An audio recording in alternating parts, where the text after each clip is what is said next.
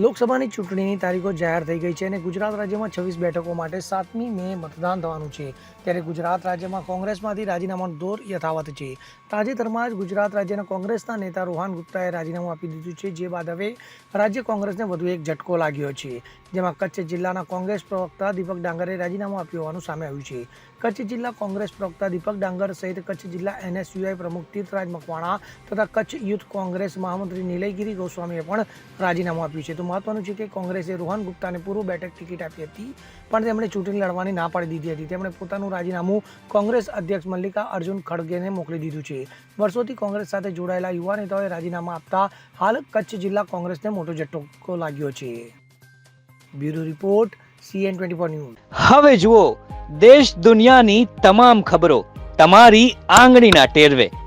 ઉઠાવો મોબાઈલ અને Google Play Store પરથી ડાઉનલોડ કરો અમારી CN24 ન્યૂઝ મોબાઈલ એપ.